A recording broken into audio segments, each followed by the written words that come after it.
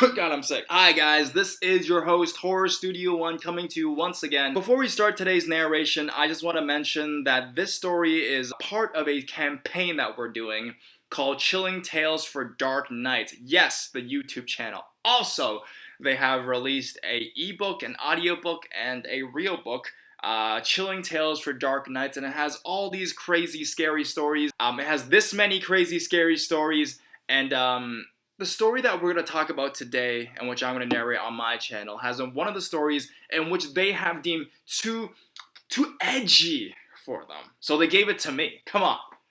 Who else in the horror genre would they give it to but Horror Studio One? Anyways, guys, this is a story by author John Gritz, which is the creator of the Creepy and Small Town Horror podcast. It's an amazing story. Like, I got chills reading it, and also they will feature them in their book as well. So definitely go check that book out if you guys like this kind of stuff. This is all folklore-inspired content, and also it's like for charity as well. So please go and go check it out. Yeah, like without further ado, let's grab a blanket, turn off your lights. I'm still sick. For this true, it's not true, but it's still pretty flippin' scary.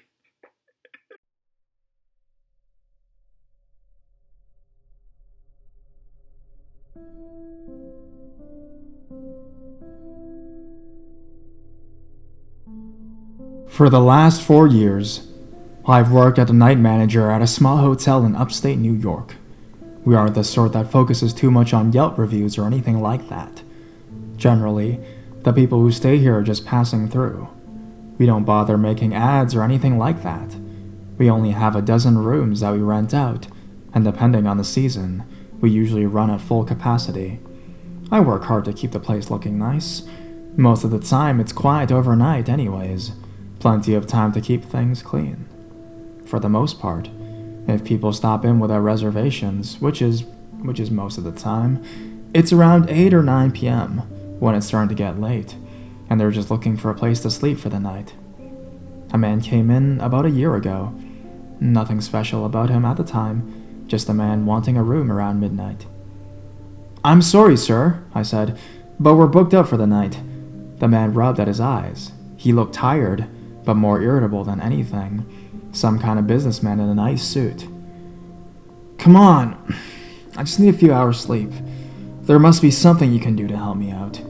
It wasn't my best moment, but I told him there was another room. He looked a little confused and annoyed when I told him so. "Well, why didn't you tell me that in the first place?" "We don't normally rent out that room anymore," I said because it was true. "Why, you got bed bugs or something?" "No, sir, that room is clean as can be. I make sure of it personally." "So what's wrong with it? Sounds to me like you're losing money not renting it." I thought about my words a bit before saying them.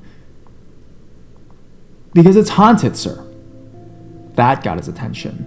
It got everyone's attention. I mean, the few people I ever told. We don't have a hard and fast rule to not talk, but, well, we just don't. Which is usually why I don't like saying it. But the man didn't seem to be the sort to take no for an answer, and I wanted to avoid any more heckling that might wake our other guests. I'm very thoughtful of our boarders. I told him a short version of the story, which is what I knew. A man killed himself there back in the 1920s, lost everything when the market crashed, left his family and stopped here on his way wherever, rented the room, cleaned it top to bottom, then hung himself in the bathroom. The man almost smiled, entertained by my little story. "And he still haunts the place?" he asked. "Just a room," I said. "He likes it kept neat. People say if they make a mess, he cleans it up. Tends to spook most people." The man laughed. "Yo, you should get some of those ghost hunter shows in here, make this place some real money." I just shook my head. I had no interest in that. The man seemed confident enough, looked neat and tidy, like he wouldn't make a mess. I told him the room rate. "All rooms are paid for in advance," I told him. People seem to like it better that way, as they can just be on their way at their own leisure in the morning. "What if there's something wrong with the place, besides the ghost? And I want a refund," he asked. I don't know if he meant it. Some people are like that, though. Like they want something to be wrong so they can get free stuff for free. They aren't my favorite sort of people, but it happens and I accept it.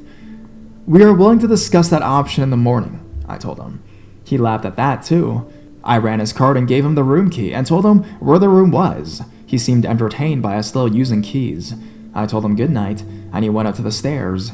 To his credits, I didn't hear from him all night.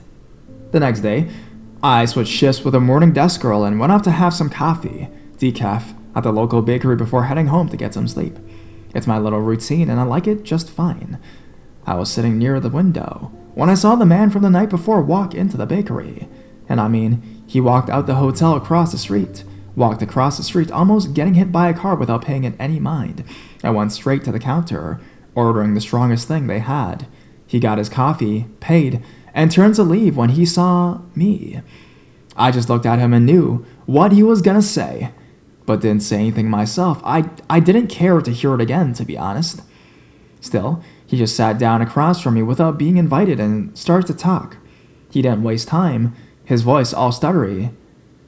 I don't like too many sheets on the bed when I sleep, so I tore them off and put everything on the floor except one blanket. I went into the bathroom to start a shower when I heard something behind me. I turned around and saw this man, dressed in a pinstripe suit, bent over the bed, putting the sheets back on it. I thought it was a joke you were playing at first. I just stood there and watched as he put everything in military order before standing up, turning to look at me, and pulling a gun from his suit coat, one of those old revolvers like in gangster movies. I was gonna scream, but before I could, he put it to his head and blew his brains out. My ears rang. I watched as blood sprayed across the bed, walls, everything. I took a sip of my coffee. He still hadn't touched his. I threw up. I couldn't even make it to the toilet. I'd never seen that sort of thing before. I mean, not for real. He looked down at his cup. I went to the sink to get some water, and that same man was on his hands and knees, coat off, folded over the towel rod. He just kept kneeling there in his pants, shirt, and suspenders, wiping off the toilet. I couldn't move. I looked out into the bedroom, but there was nothing there. No blood, no body, nothing.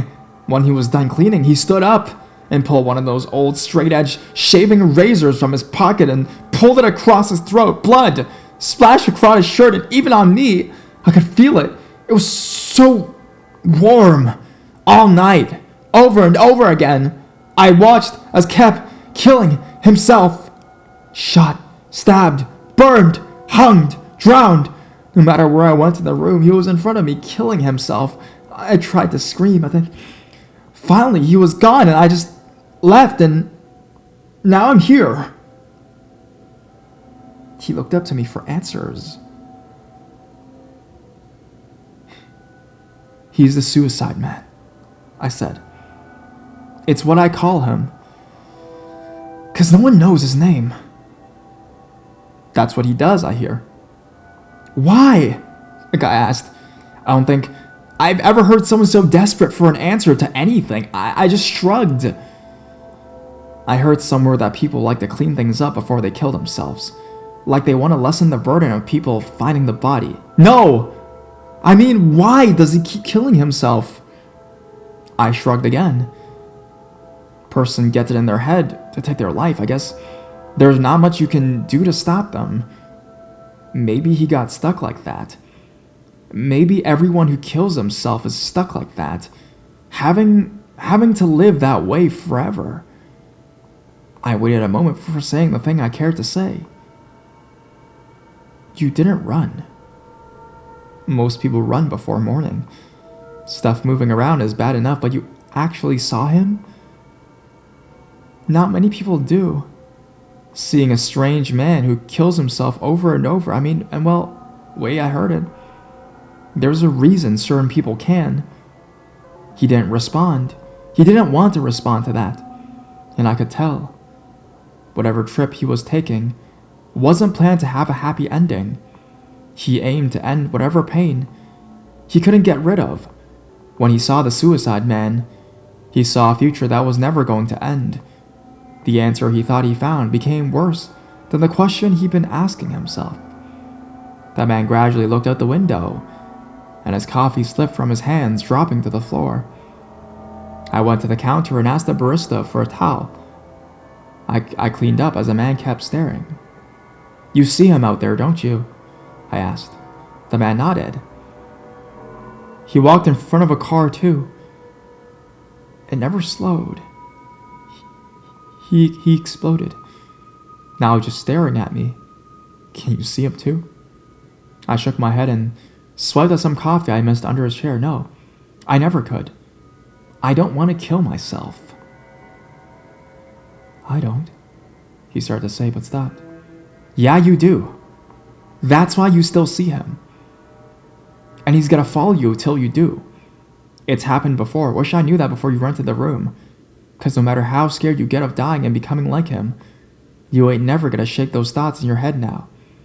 And he's just gonna keep dying in front of you over and over till you get an idea for how you're gonna end things. Suicide man's gonna follow you forever. Why would you let me stay in that room?